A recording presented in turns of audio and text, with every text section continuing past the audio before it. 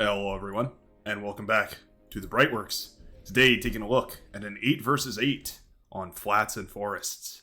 Love this map for its metal concentrations, as well as its nice open and flat terrain, encouraging a lot of raiding gameplay, as well as a lot of vehicle usage.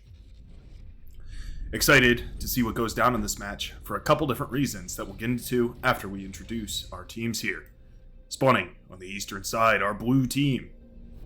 A very nice spread of true skill values, you can see, ranging from 26 all the way down to 13, so we're going to see some choice strategies coming out, as well as some relatively professional strategies. Our blue player for the Blues team is going to be Skadoosh. Now, I believe that's a reference to the hit animated cartoon film known as Kung Fu Panda, in which the main character vanquishes his enemy, I believe the enemy's name was Tai Lung, with the whooshy finger hold, in which he delivers his key and iconic line, Skadoosh. Very interesting. For more bizarrely random trivia like that, feel free to subscribe. I do post videos containing such random facts like that every single day, and we'd love to have you here in the Brightworks. On the red team, our red player, Fiddler112. Doesn't seem like this guy's name is a reference to anything, although maybe a reference to the fiddler of old, the snake charmer, the rat charmer, I believe he was called in England. A fairy tale, so to speak. Although he could just be a god with the fiddle. Looks like he's going to be going for bots. I think that's a great idea on this map. Bots are very fast, very versatile, and they're going to do quite a lot of work. Skadoosh, likewise, going for that early bot lab. The Resurrection bot, also a really important part of this map, because there's so many trees that you can pull tons and tons of energy out of. You can save yourself the expense of having to go for that early economy, or at the very least give yourself a nice boost in that early game economy with a couple res bots tearing down these forests. We don't care so much about the environment, we care more about production. After all, who needs an environment when you can generate metal out of pure energy? Now, the reason I think this matchup is going to be really interesting is because if we take a look at the positions of the higher ranked players, we can see that Skadoosh, our blue player, is all the way up here in the northeastern side, pardon me. The top right-hand corner. Contrary to that, Fiddler, our red player, is in the southwestern side, the bottom left-hand corner, the complete opposite side of the map. So what that means is that our strongest players are on opposite sides of the map, complete opposite sides of the map. So hopefully we're going to see some interesting swings back and forth here as these two players pressure their lanes, and maybe even swing the map around to a north versus south. I've seen it happen before, and it always creates some really interesting gameplay. So I'd love to see it again. Already we do have a lot of scoutcraft coming out here early on in the game. I didn't want to skip ahead in this game because flats and forests, this early harassment can be very, very important. Very necessary to get these early units out as quickly as you can, so that you can prevent any enemy harassment from damaging your backline.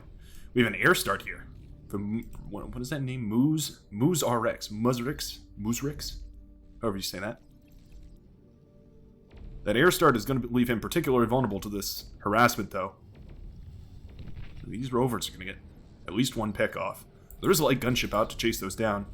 But do they actually outrange, or outpace the gunship there? They have a speed of 168. What is a gunship? 185. So the gunship does outpace the rovers, which I feel makes sense. It is a plane, after all. Feel like that makes sense. Although there are some slower aircraft. Definitely not the one to consult on aircraft and aircraft accessories, but I guess I understand the basics. HK Lineman starting to push forward. I do like to see that. He has the construction worker aiding his commander. I think a better option would be to push forward with the commander, secure this hill, and let the construction bot build the defenses and the metal extractors. Or maybe just the metal extractors. Maybe use the commander to build defenses and the construction bot to build the metal extractors, since he can throw those up pretty quickly. Now, it's not just red down here. He does also have a teammate.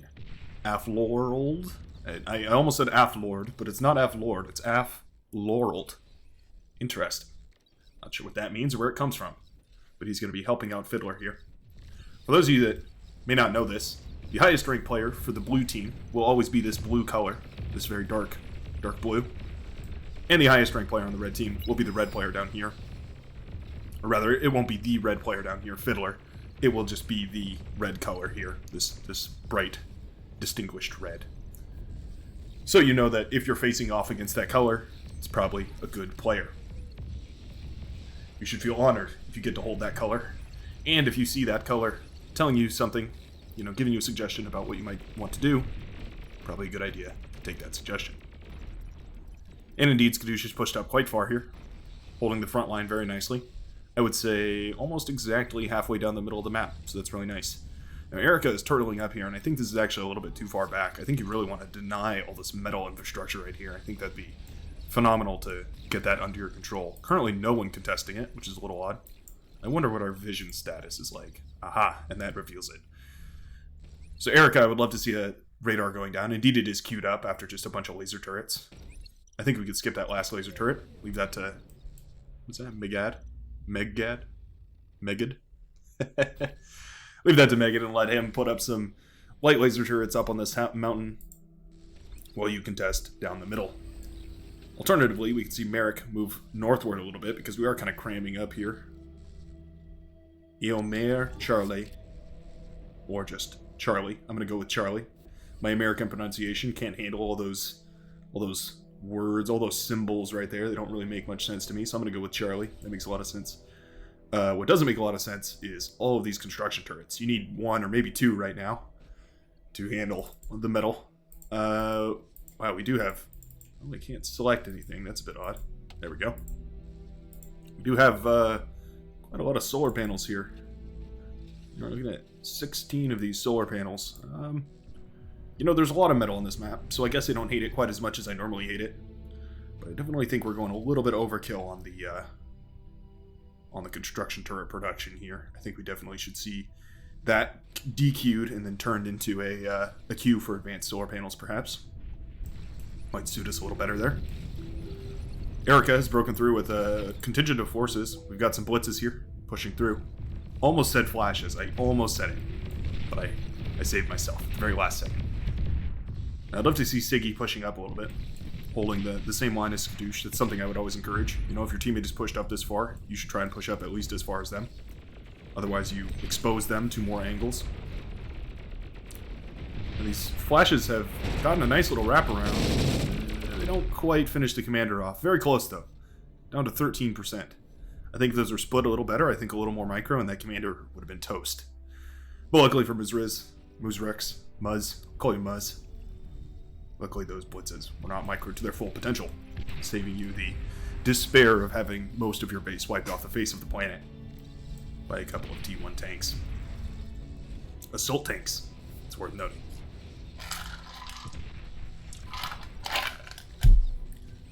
Now the front lines have basically been drawn. Excuse me. Sort of in a interesting pattern. I'll kind of trace it out here, but we've kind of got a sort of a pattern like that, I guess, down here. Not bad. That does award a little bit more of the map to the red team, and that's very important on this map specifically, because map control, total surface area of the map controlled is really, really important. So having any more than 50% of the map under your control at any one time is going to be extremely beneficial. Now this I like to see Erica pushing the front line forward with LLTs, making sure that this metal is firmly under his control. Even if he's not mining it, at least he knows that the enemy is not mining this, right?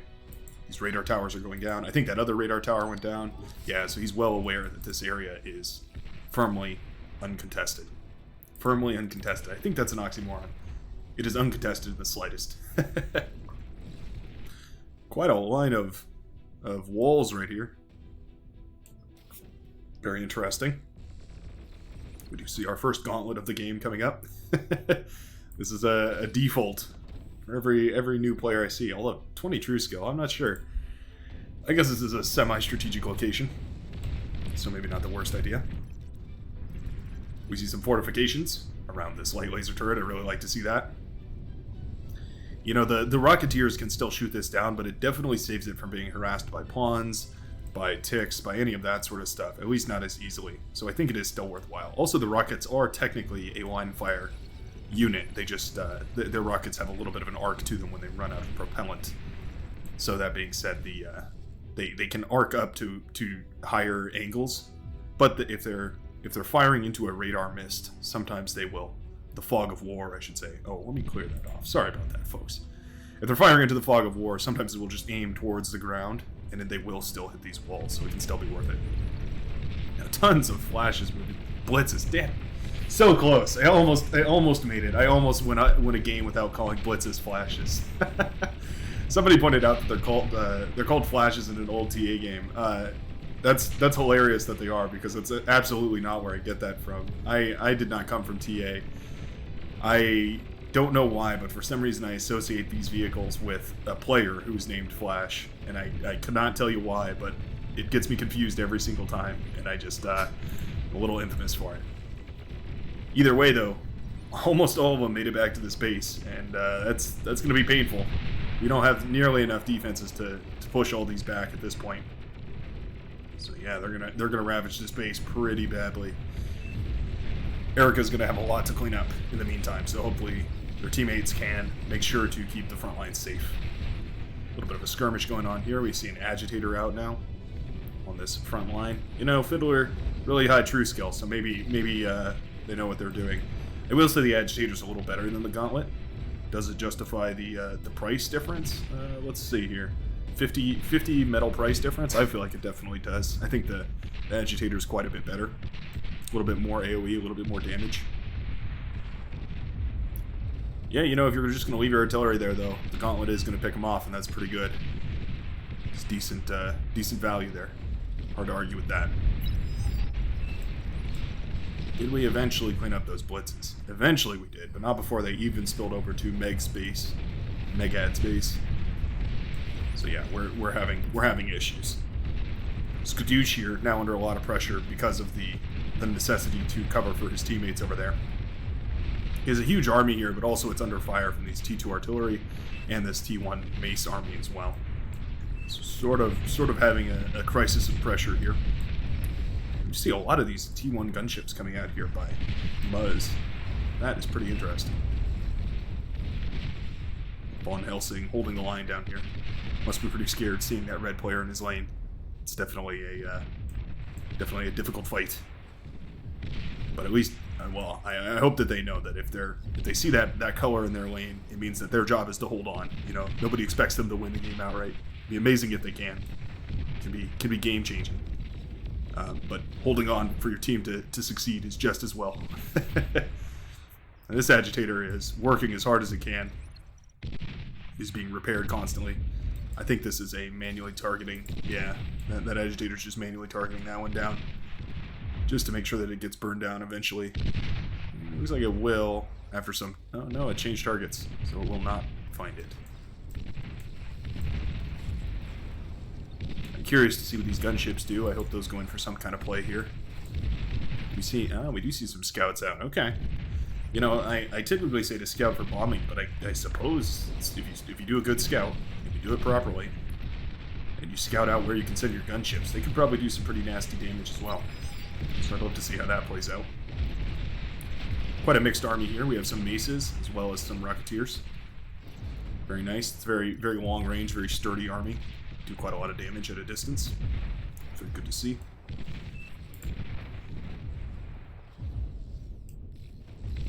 Now I'm just wondering who is going to contest this northern side. HDY bar. Hattie bar?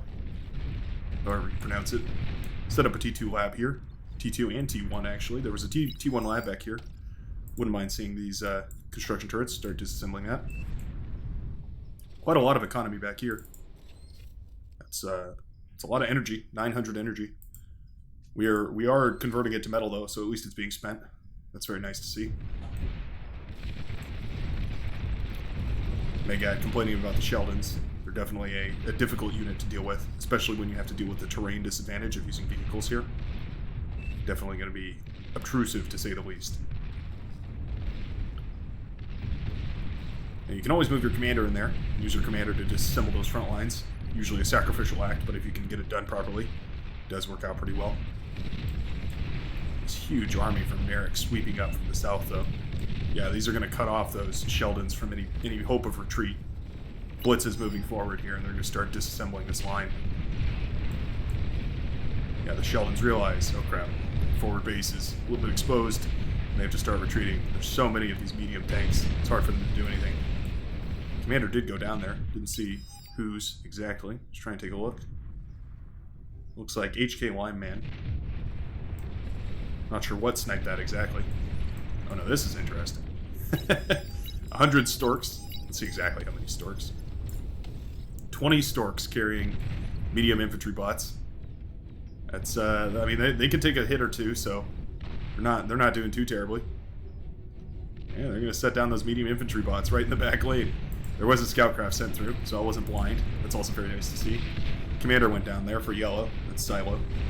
And this push from purple is now getting into the heart of Muzz's base, who did go for that T2 bot or that T2 air lab, so didn't have any presence on the map to defend himself, aside from those T1 gunships, which just don't really cut it very well against those tanks. So his base is now gone. Meanwhile, a whole host of these medium bots, these Centurions, have pushed into the back here. Well, not pushed, I guess they were dropped out of planes. Quite an impressive play there.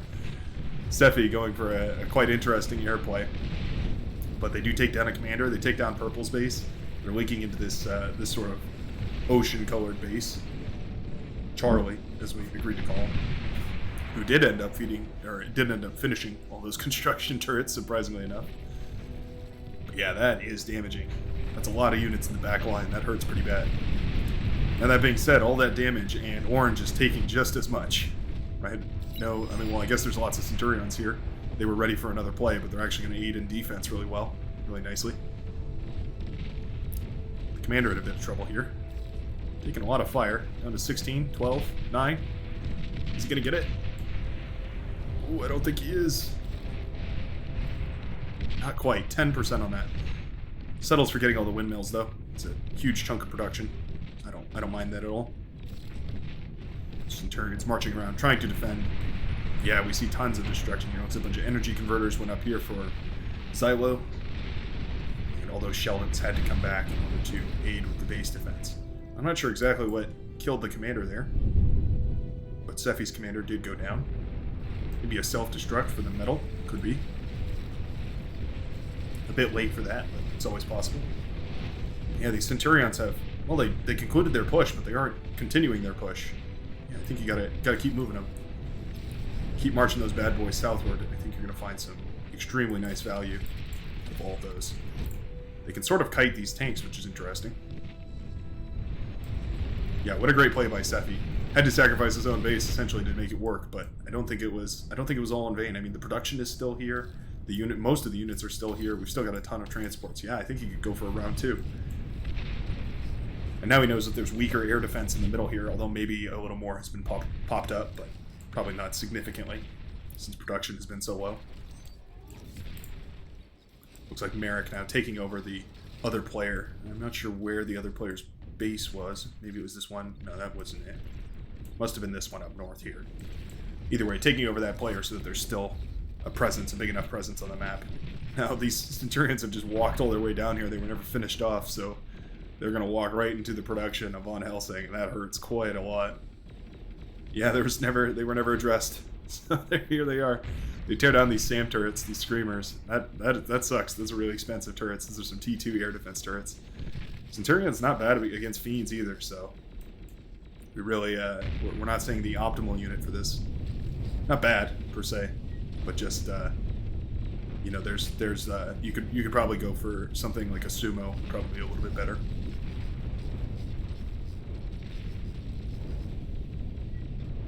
Yeah, they get the construction turret. They don't get a second one though, so they don't start chain reacting. So for the most part, Von Helsing is left intact. A lot of windmills went down, and his air defenses went down. But aside from that, everything looks okay. Now it looks like the lines have stabilized again, for the most part. Producing out of 2 T2 vehicle plants. That is pretty interesting. We have a tremendous energy stall. So I think the fusion reactor should take precedence over these double tremors coming out here. The tremors are very expensive. Yeah, they actually cost more than a Tsar, almost twice the energy and a little bit more metal. Sephi realizing that there's quite a bit of tanks headed his way. The Sheldon's desperately coming down to try and aid with that, as the tanks come under Sheldon fire. But the Sheldons take quite a while to melt down those tanks. Their artillery fire is quite light. There's enough of them that it can be done, but it's going to take a minute. Now, okay. This is ideal conditions for those Sheldons, though. We're definitely giving them the best shot that they can at melting down these tanks. Yeah, Merrick losing out on a little bit of opportunity here. This tank's definitely could have done quite a lot more. You see Charlie now with his own army, trying to rebuild from the ashes of his civilization. Always a pain when you have to do that, but it's nice when you get some res bots sent to you, so that you can actually rebuild everything. It's very, very nice to see. DTPO is now suffering from T2 Sheldons as well, moving his bots forward, his vehicles rather, I should say. But we have another drop coming in. The air plays. Oh, they're bunching up though. Don't bunch up. Okay, they're dropping off. Picking up or dropping off. Yeah, a lot of those transports get shot down, but enough of those Centurions land that they're going to cause a huge problem. They basically bypass this entire front line as we see them move into the enemy base. Yeah, they do a lot of damage. They focus their lasers and they can put out a tremendous amount of damage. They burn down the T2 lab. They take down the air defenses, taking down light laser defenses, taking down everything. What's the DPS on one of these guys? I wonder. Around 200. He had a little bit of experience on him, so it might be a little lower than that. Yeah, not bad. Green's base is now ravaged. As you can see that the southern side is crumbling under the pressure. Sephi with some tremendous plays, absolutely making the team's comeback a reality. I'm not sure what this tremor is shooting at, but it's also blocked in by these construction turrets. That is tough. Yeah, you're gonna have to disassemble those. How do you? Oh, yep, he asks. Don't self-destruct it though. You're gonna have to eat it up. Oh no. Oh no. Oh, okay. We gotta watch. Oh. Oh, okay. Well, that was pretty anticlimactic. I really thought that was going to explode and cause a tremendous explosion in his base. I suppose they only chain react when they are destroyed catastrophically. Athelworld, definitely learning a valuable lesson here in base construction. Yeah, that's tough to see. Now Siggy with a tremendous push here. He's got a lot of T1 bots moving forward, but for the most part, they're just slowly creeping on past the defenses here. Well, what defenses, right? There's some units here, mostly these gunships. I think some anti-air bots would be phenomenal. Get a few trashers out. That's a good idea. We'll see huge tech production here. I don't hate it, especially on this map. And Sephi going for another drop. Looks like, for the most part, those Centurions were mopped up by Van Helsing's forces. Maybe a little bit of DTPO's forces as well. Just making sure that whatever is still alive remains alive. But these fiends present an active threat as they push forward. Those troops are going to have to turn around, reroute, and move into the enemy base. Let me move that. Sorry, you might have just heard a buzz. That was my phone sitting right next to my microphone. And I'm wondering now if that was the buzzing that people were complaining about hearing. might have just deduced the source. Could be. I do have it sitting on a nice little cushioned pad at the moment. So hopefully that mitigates some of the buzzing effect that people were talking about in the comments down below. Now Green has almost reached Pink's base here. Holding on by the last of his defenses. Rockets versus tanks. Who will win? These aren't javelin systems. These are dumbfire rockets. They go in a straight line directly forward. They hit their target or they don't. there's no precision guidance available. Doesn't mean they're not powerful though. They definitely pack a punch. I'd love to see Siggy just using his commander to push forward into this. That'd be hilarious. And it looks like the Centurion drop was successful. Another base goes down the drain. As we see Megad falling prey to this Centurion airdrop strategy. Yeah, we don't see any air players for this Eastern team, so I think that's really the problem here. Looks like Merrick has finally pieced that together. He's got some fighters out. There it is, yeah. Air lab to hopefully shut down some of those drops. A little bit too late though. I wonder if too much damage has already been done. Well, these ticks are moving forward, but they're not really achieving too much. We do see some Tigers accompanied by a flak vehicle. Shut down any aerial harassment. It's very nice to see. This backline in quite a lot of trouble here. And I think I couldn't have called it more perfectly. You know, we see this northern side pushing in against the defenders here, and we see the southern side collapsing as well. This is why it's very important. If you see that red player or you see that blue player, and you're looking down your lane, you see them lined up against you, you know, just mention to your teammates like, hey, I might be up against the good player here. Might need a little bit more support out of you. Don't worry about it, because I'm sure your teammates will be more than happy to help you. More than willing to help you with the difficulties of dealing with those really high true skill players that can just seem to pull so many units out of nowhere. I'll give you a hint though, they pull it out of the reclaim fields. It's my tip of the day for you. Build more resurrection bots. See Fiddler. Indeed, resurrecting a commander even here. Very nice. It looks like those Tigers were mostly dealt with. Don't see what killed them. Oh, but a commander did explode. I bet that's what it was. But the commander exploded, took out most of those tanks. And that push was stopped. Now, is that the queue? Yeah, we're going for 5 Tigers and 1 Fury. I think that's pretty good. They know that they have a dedicated air player, although they don't know that the air player has been destroyed for the most part. Well, we do see some gunships coming out here still, I suppose. Oh, never mind. We have quite a few gunships coming out here, I suppose. 17 gunships in total. 17 gunships, definitely enough to cause quite a bit of pain. Ooh, although there are some screamers here, these are going to be some satisfying shots. Yep. You can see the distance on these screamers is quite imposing. And we'll watch. Oh yeah, I can see it coming now. See it from a mile away. Watch these gunships. They're all grouped up so close together. We're just going to wait. Right as soon as they cross this red line, things are about to get really sad. All these gunships are about to be... unless... they might be saved by their teammates. It's going to be close. Oh, and the screamers go down. The gunships survive. That's huge. It's huge, Blaze. The T1 gunships live. With those screamers out of the way, there's not really a great answer to all of this air. And so they're going to be able to push right in, and there's nothing to take them down. So yeah, they're going to do a ton of damage. Not like Red's army was enough to already to do all that damage, but it's, it's a little bit of free damage on top, so why not, right? Bursting down these fusion reactors, yeah, why not? That's a little bit more eco down the drain for that player. Or not. Choosing not. Advanced geothermal goes up in smoke there. Purple pushing through to harass Fiddler. I think it's a good idea. Yeah, these gunships, they're pushing through. Now there's got to be some anti-air back here, right? We've been dropped on so many times. How is there no anti-air by this point? I cannot fathom how there's no anti-air at this point. Windmills, not really the ideal target there. We really should be going for something a lot better. Yeah, keep going. Turn left. Turn left. There's no scouting. Let's see. What do they know? Yeah, they don't know very much. Yeah, I think if they had seen these fusion reactors right here, that would have been an obvious target to go for. Unfortunately, they haven't, so these light gunships are going to get shot out of the air by all these fighters. And that is unfortunate to see for the pink player. But well done to purple, having the foresight to make some fighters counteract these.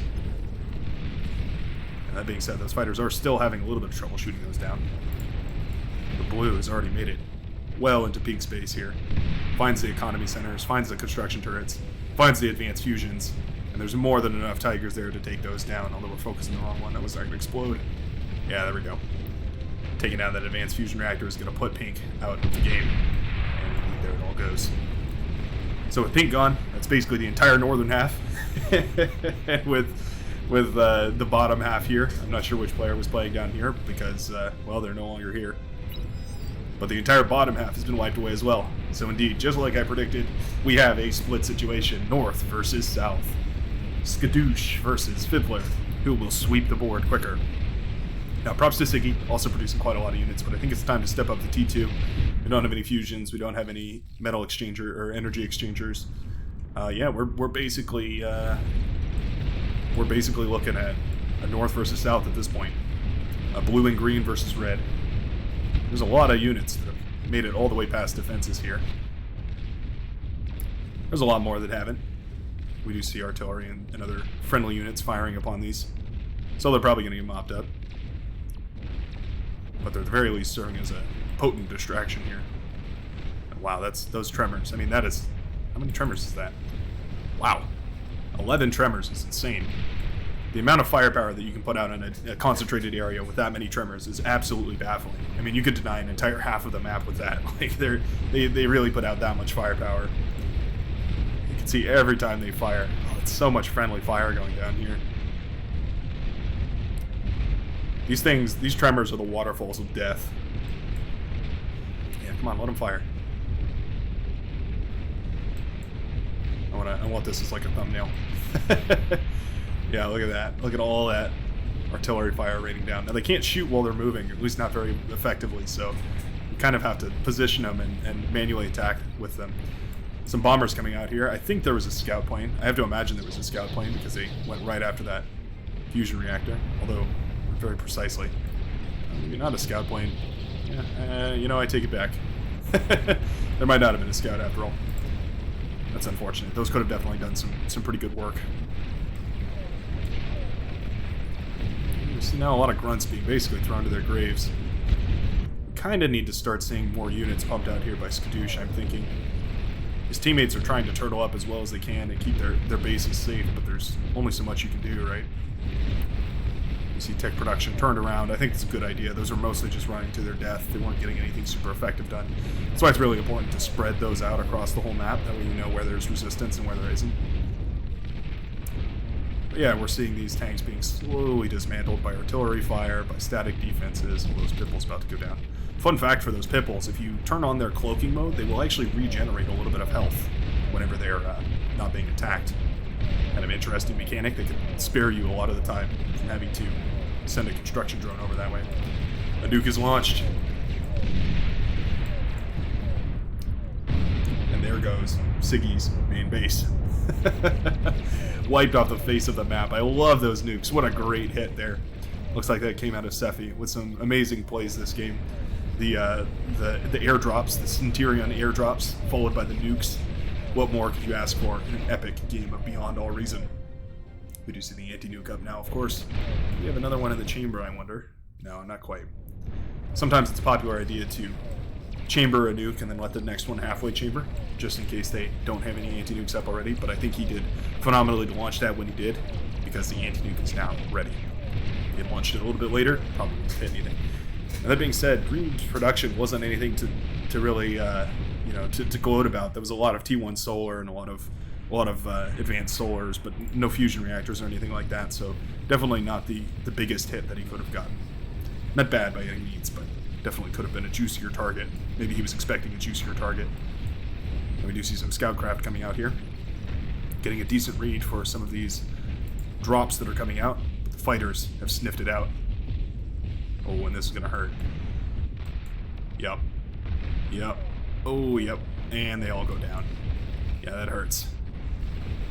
Spent so much time on that drop just for it to be shut down by fighters, but I think if we had seen that earlier in the game, if we had seen 10 fighters patrolling around a lot earlier in the game, I think we definitely would have a completely different outcome here. I think the southern side would be much less ravaged, and I think this game would have easily swung in favor of blue. Now, speaking of blue, moving some Tiger tanks over and around, trying to pressure the northern side here. But we do have these Marauders out, and they are devastating. They tear down those air walls whenever they can get underneath them. They put out a huge amount of power, amount of damage. They can definitely push through these light laser turrets. They're not going to pose much of a threat at all. And sort of wipe away any residual defenses left over here. These Pitbulls, I mean, they're decent, but they're not great. You're going to need some heavy units to deal with that kind of stuff. And I don't think there's any here. I don't see any anyways. Merrick realizes the folly of his nuclear countermeasures coming up too slowly as he falls off the face of the map. Indeed, rest in peace, sweet prince.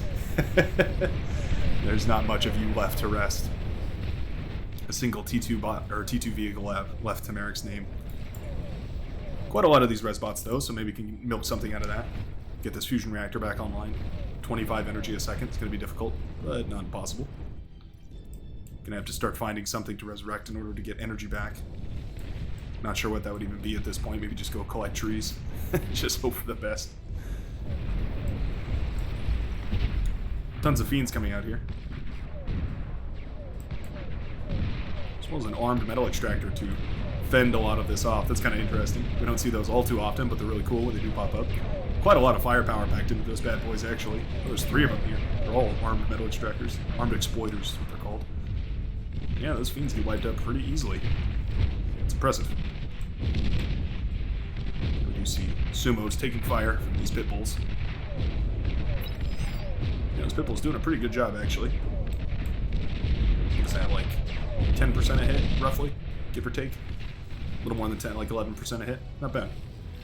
But by this point, I would say that Red has a commanding lead here. It's going to take a pretty impressive strategy, pretty impressive push, some kind of devastating hit in order to swing the tide of this game. Yellow is just holding out as long as they can. They know that this is the only remaining fortification area left on the map, so they just need to hold. And so the fiends will stand tireless against the onslaught.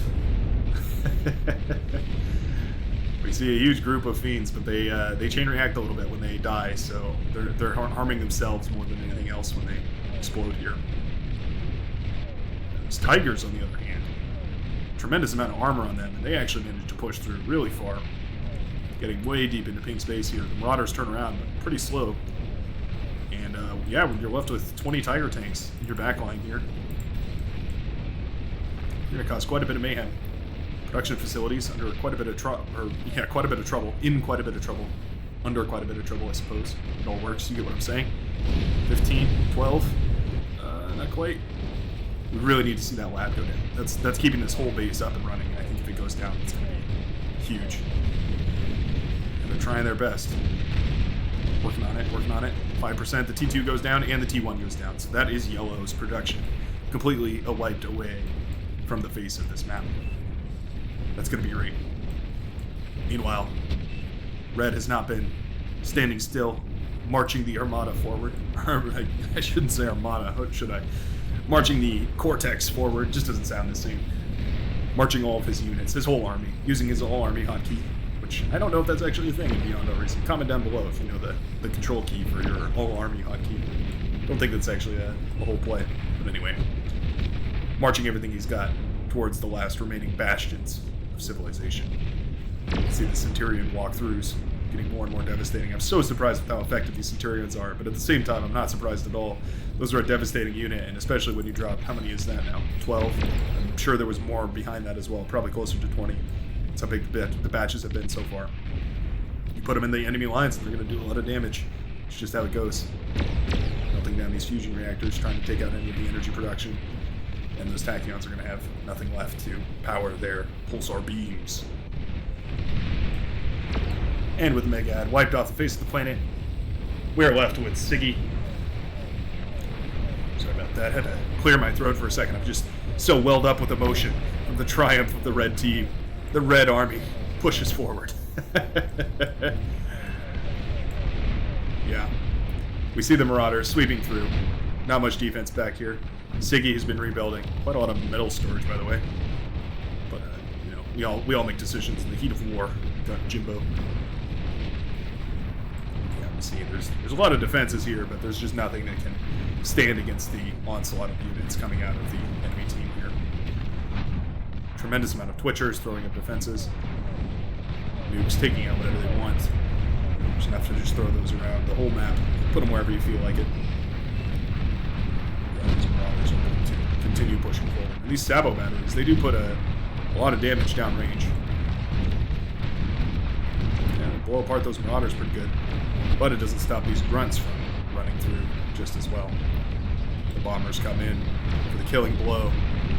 Well, maybe not the killing blow per se, but they definitely scuff off some of the paint there. Nukes are so lame. You know, I tend to disagree. I think the nukes are epic. And I think a lot of people agree with me. Comment down below if you disagree with Skadoosh. And with that, Skadoosh's commander goes down. I'm not sure what commander remains. Looks like Siggy's up there. But that is going to be the end of this game. What an exciting game. What an epic back and forth here. I think I called it perfectly with the lanes being pushed in. Excellent showcase of my point there. But ultimately, I think Sephi's plays with the Centurion drops were more than enough to swing this game directly into his favor. Commander is found. That is going to be the end of this Beyond All Reason match.